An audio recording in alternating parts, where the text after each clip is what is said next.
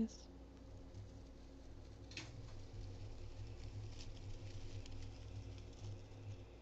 Hello, dolls. Hello. Oh, you lovely, lovely souls.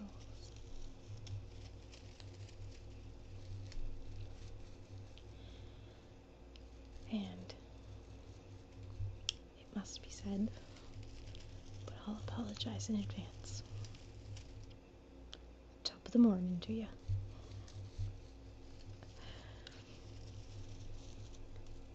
So today is St. Patrick's Day. And I thought that we could spend a little time together and learn a little bit more about the holiday, just like we did with Valentine's Day. I really like to learn about events and holidays, especially holidays, because people think it's just a certain way or have certain conceptions about it. But then when you hear what actually occurred so many years ago, it's really interesting. So, as you can see, I have some nice sounds here. Just a little tabletop decoration. It's garland wrapped into the shape of a clover, if you couldn't tell. And on its base, it's wrapped in foil.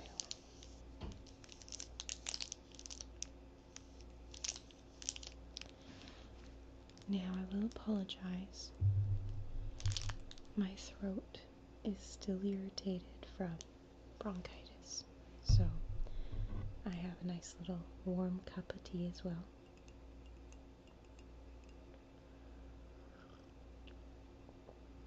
To help get me through this. Now, I did read ahead. I didn't do that last time with Valentine's Day, but I thought it would be good to read ahead and make sure everything in the article was good. So what I have loaded up on my tablet in front of me, and it's just right about here, you can't even see it, is a list from Mental Floss, the website. And the list is 15 things you might not know about St. Patrick's Day. Alright, so number 1 is that we really should wear blue. St. Patrick himself would have to deal with pinching on feast day. On his feast day, sorry. His color was St. Patrick's blue, a light shade. The color green only became associated with the big day after it was linked to the Irish independence movement in the late 18th century. Number 2. St. Patrick was British. Although he made his mark by introducing Christianity to Ireland in the year 432, Patrick himself wasn't Irish. He was born to Roman parents in Scotland or Wales in the late 4th century. Number 3. The Irish take St. Patrick's Day seriously. As you might expect, St. Patrick's Day is a huge deal in his old stomping grounds. It's a national holiday in both Ireland and Northern Ireland. Number 4. So do New Yorkers. New York City's St. Patrick's Day Parade is one of the world's largest parades. Since 1762, 250,000 marchers have traipsed up Fifth Avenue on foot. The parade still doesn't allow floats, cars, or other modern trappings.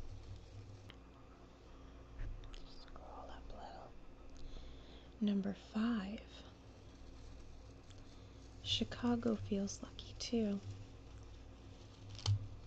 New York may have more manpower, but Chicago has a spectacle all its own. The city has been celebrating St. Patrick by dumping green dye into the Chicago River since 1962. It takes 400 tons of dye to get the river to a suitably festive shade. That's a lot of dye.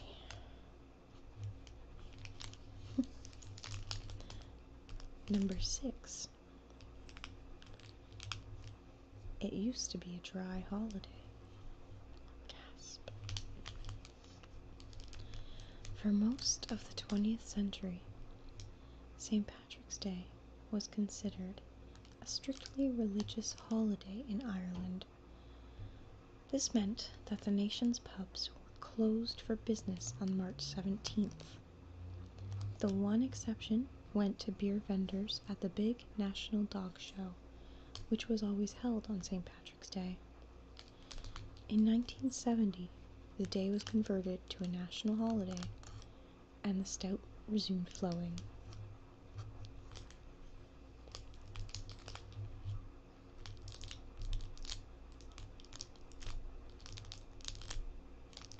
I just love those crinkles.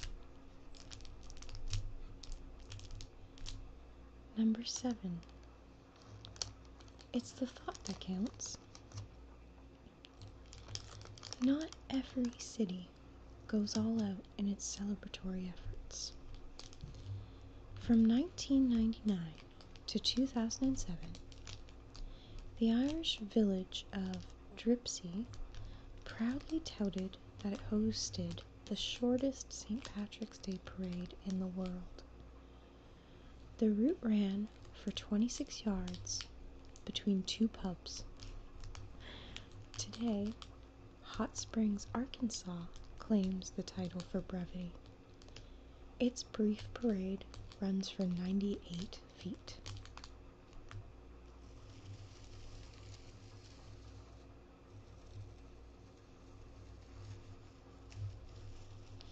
Number 8. There's a reason for the shamrocks. How did the shamrock become associated with St. Patrick? According to Irish legend, the saint used the three-leafed plant as a metaphor for the Holy Trinity when he was first introducing Christianity to Ireland. I found that one so interesting. I am fascinated by the spread of religion throughout the world. And of course, I think there's no bigger spread than Christianity or Catholicism. Alright. Number 9. Cold weather helped St. Patrick's legend. In Irish lore, St. Patrick gets credit for driving all of the snakes out of Ireland. Modern scientists suggest that the job might not have been too hard. According to the fossil record, Ireland has never been home to any snakes. Through the Ice Age, Ireland was too cold to host any reptiles, and the surrounding seas have starved off serpentine invaders ever since. Modern scholars think the snakes St. Patrick drove away were likely metaphorical. Number 10. There's no corn in that beef. Corned beef and cabbage, a traditional St. Patrick's Day staple, doesn't have anything to do with the grain corn. Instead, it is a nod to the large grains of salt that were historically used to cure meats, which were also known as corns.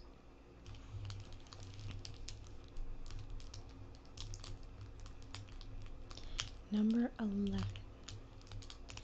The world runs up quite a bar tab. All of St. Patrick's Day revelry around the globe is great news for brewers. A 2012 estimate pegged the total amount spent on beer for St. Patrick's Day celebrations at $245 million, and that's before tips to pubs bartenders. That's something to think about on the big day. Right now, a bunch of people are out there spending $245 million. Number 12, and I'm going to apologize in advance if I'm mispronouncing this name. Let me know in the comments below. It could have been St. Maewyn's Day. According to Irish legend, St. Patrick wasn't originally called Patrick. His birth name was Maewyn Suckett. Suckett. I don't know, I apologize. But he changed his name to Patricus after becoming a priest.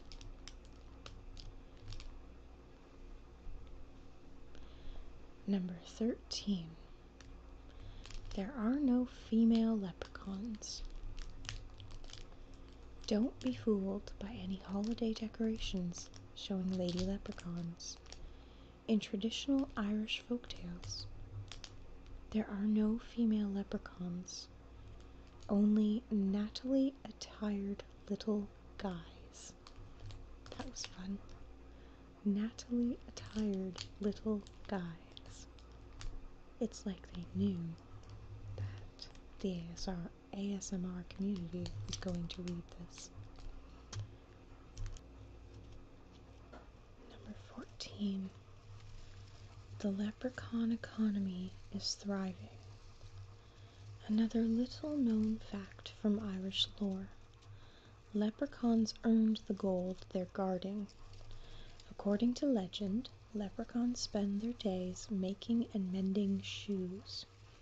It's hard work, so you can't blame them for being territorial about their pots of gold. Number 15. The lingo makes sense. You can't attend a St. Patrick's Day event without hearing a cry, and again, I apologize, this might be butchered, a cry of Erin go Brack. What does that phrase mean?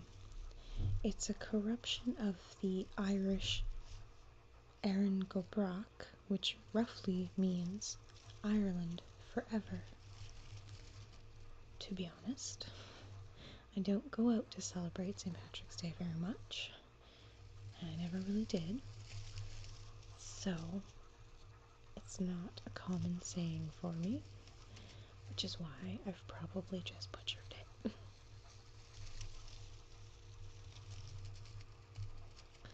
So that was 15 facts about St. Patrick's Day from Mental Floss.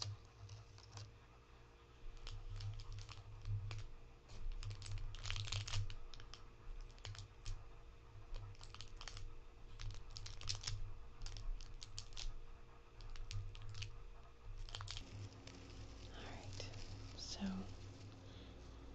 as much as I like that article, it did not take very long to read. So I've hopped on over to history.com, and they have a lot of different articles. The first one that I'm going to read does have some overlap with what we already learned, but it's still interesting. So this is St. Patrick's Day Myths Debunked. And it says, planning to wear green, watch a parade, and enjoy some corned beef in celebration of St. Patrick's Day this weekend? First, get your facts straight by exploring the truth behind common misconceptions about the holiday and the man thought to have inspired it. Myth: St. Patrick was Irish. Though one of Ireland's patron saints, Patrick was born in what is now England, Scotland, or Wales. Interpretations vary widely, to a Christian deacon and his wife, probably around the year 390. According to the traditional narrative, at 16, he was enslaved by Irish raiders who attacked his home. They transported him to Ireland and held him captive there for 6 years. Patrick later fled to England, where he received religious instruction before returning to Ireland to serve as a missionary. The next myth. St. Patrick was British. His birthplace doesn't mean Patrick was a Brit. However, at least not technically. During his lifetime, the British Isles were occupied by the Romans, a group that included Patrick's parents and thus the saint himself. It is unknown whether his family, thought to have been part of the Roman aristocracy, was of indigenous Celtic descent or hailed from modern-day Italy. When Patrick penned the 2 surviving documents attributed to him, he wrote in Latin and signed his name Patricus. But according to some accounts, he was born, and I again apologize, Maewyn Succat. Succat? I don't know. It just sounds horrible the way I say it. The myth. St. Patrick brought Christianity to Ireland. In the year 431, before Patrick began preaching in Ireland, Pope Celestine reportedly sent a bishop known as Polydius to the Irish believing in Christ, an indication that some residents of the Emerald Isle had already converted by then. One theory holds that St. Patrick of Lore is actually an amalgam of 2 men, Polydius and the deacon's son who first visited Ireland as a slave. The next myth. St. Patrick banished snakes from the Emerald Isle.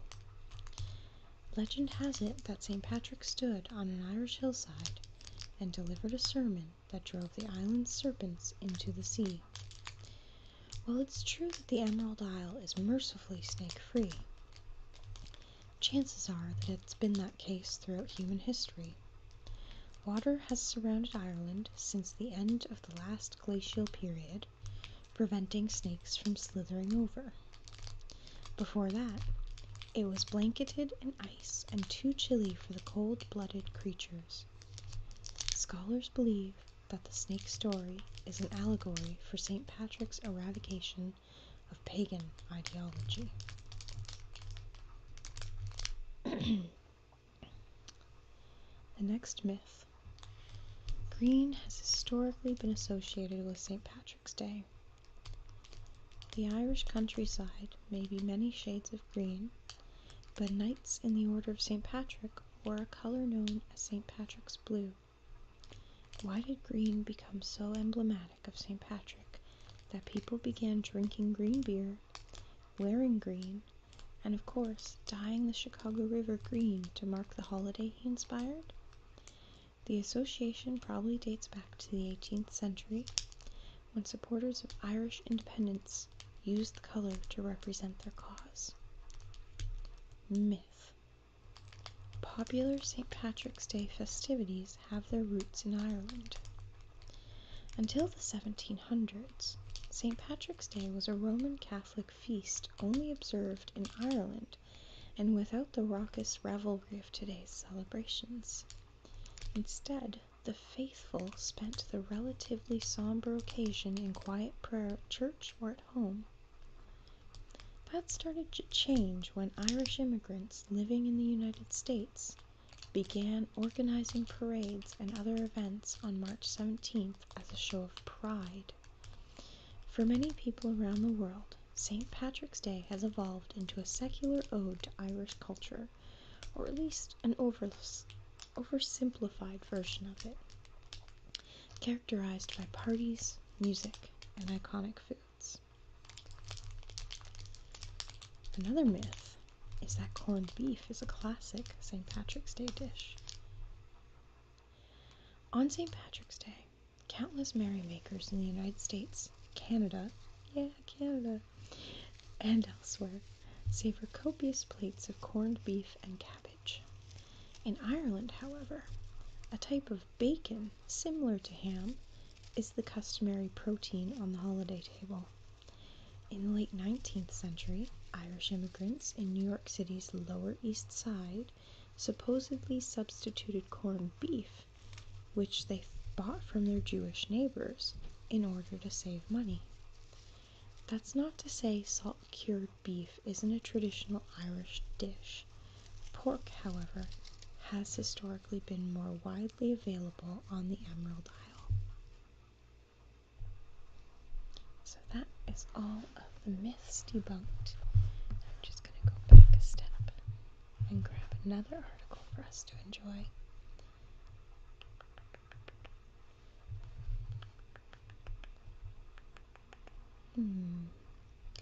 That's a video.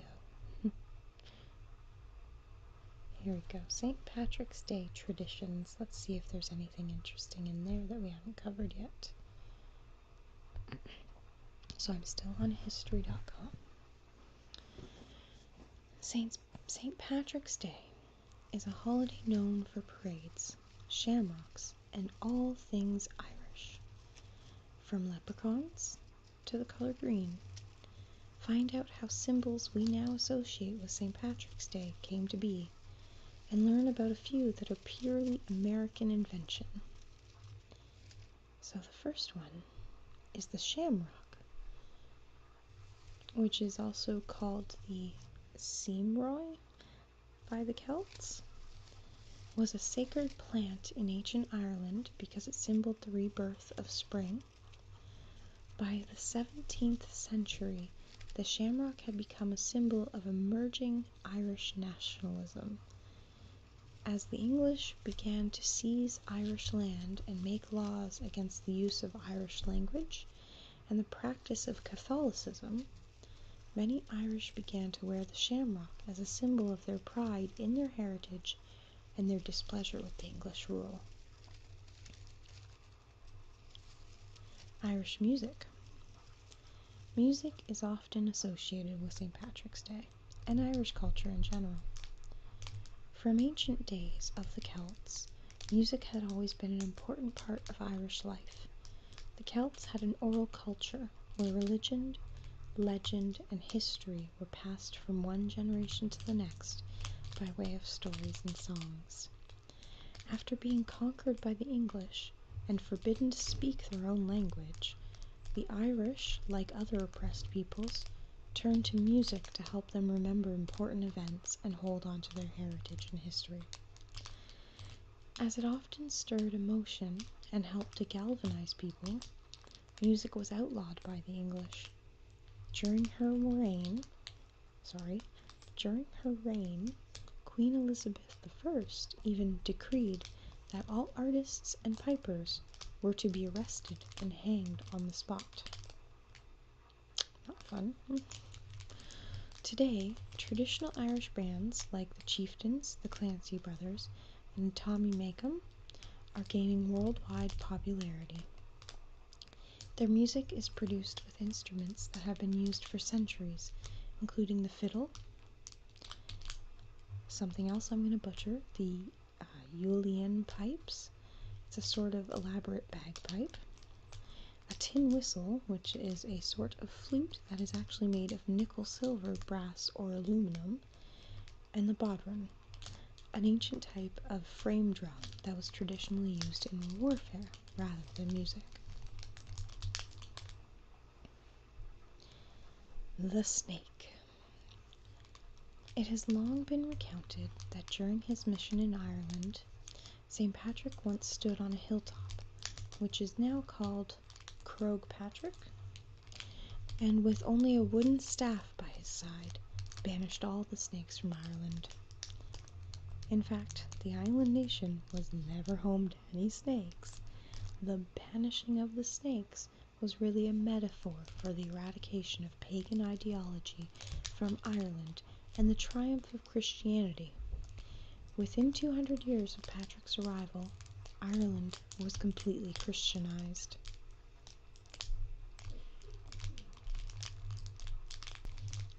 Corned beef. Each year, the Irish and Americans gather with their loved ones on St. Patrick's Day to share a traditional meal of corned beef and cabbage. Though cabbage has long been an Irish food, corned beef only began to be associated with St. Patrick's Day at the turn of the century.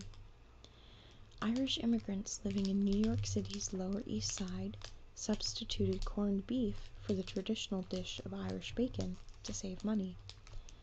They learned about the cheaper alternative, from their Jewish neighbors. And you can see where stereotypes have begun. Had their roots is what I mean. The leprechaun. And I'm going to tell you right now, there's something I'm going to butcher here. The original Irish name for these figures of folklore is Labcaran, meaning small-bodied fellow. Belief in leprechauns probably stems from Celtic belief in fairies, tiny men and women who could use their magical powers to serve good or evil. In Celtic folktales, leprechauns were cranky souls, responsible for mending the shoes of other fairies.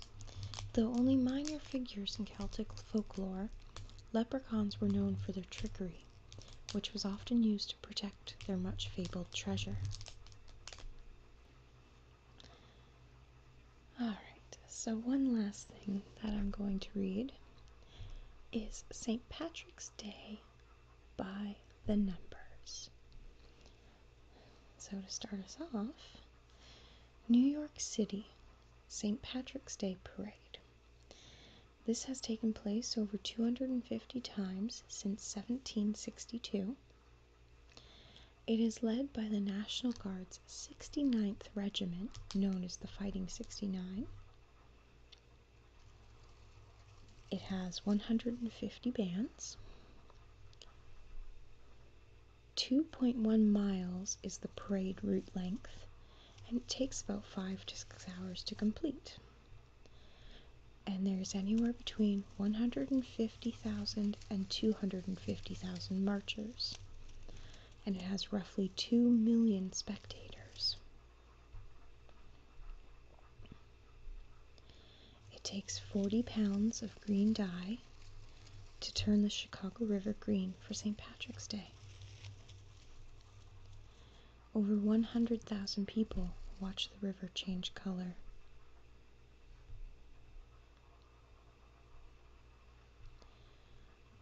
Each year, 5.5 million people visit St. Patrick's Cathedral in New York City. And there are over 450 churches named for St. Patrick in the United States. St. Patrick consecrated more than 350 bishops. And about his life.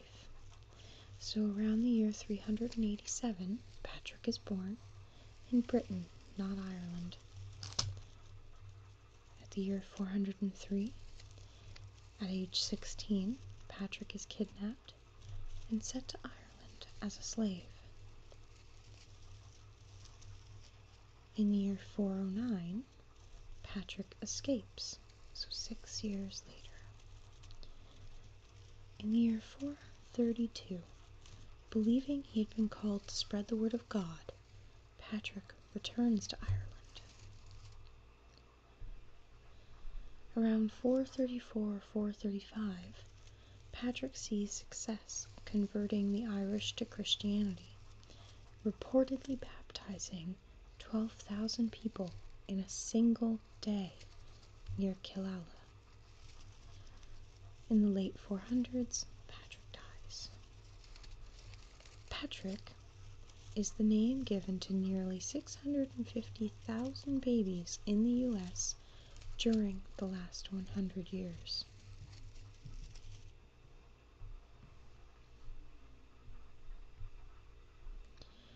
Nearly 122 million Americans, or 39% of the population, say that they celebrate St. Patrick's Day.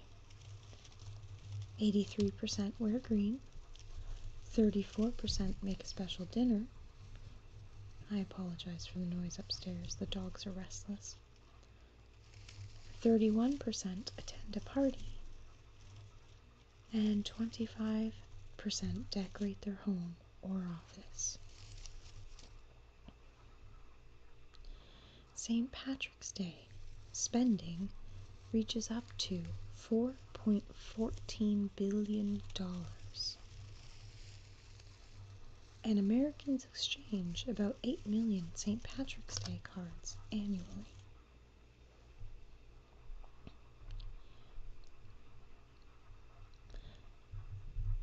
So this part is percentage of the state population with Irish ancestry. It's kind of hard to read since it's a map, and it's not labeling the states, which of course I'm not going to be able to just name them off the top of my head. However, it is pointing out some cities, specific cities. So there's a Shamrock, Texas, St. Patrick, Missouri, Dublin, Ohio, Ireland, West Virginia, Clover, South Carolina, Erin, New York, and Limerick, ME. This is how bad my geology is, I don't know. Between 1820 and 1930, nearly 4.5 million Irish immigrants arrived in the United States. 34.7 million U.S. residents claim Irish ancestry. That's more than 7 times the population of Ireland. And that is all of the facts. I recently discovered that I do have a little bit of Irish blood in me. A little bit of Scottish too. But most of my family predominantly came from Britain. At least back a few centuries. That's about as far as I got on Ancestry.com.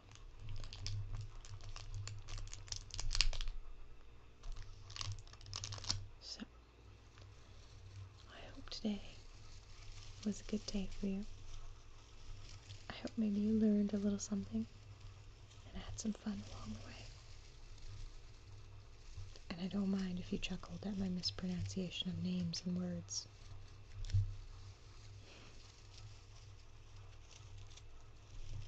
I hope that you have a wonderful night and that you stay safe. If you're going out, make sure to have a designated driver. This suddenly became a PSA. But I hope you have a wonderful night. And maybe, if you're really lucky, you'll find a 4-leaf clover to bring you a little extra luck.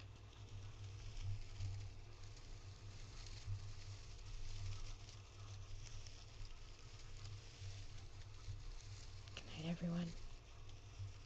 Sleep tight.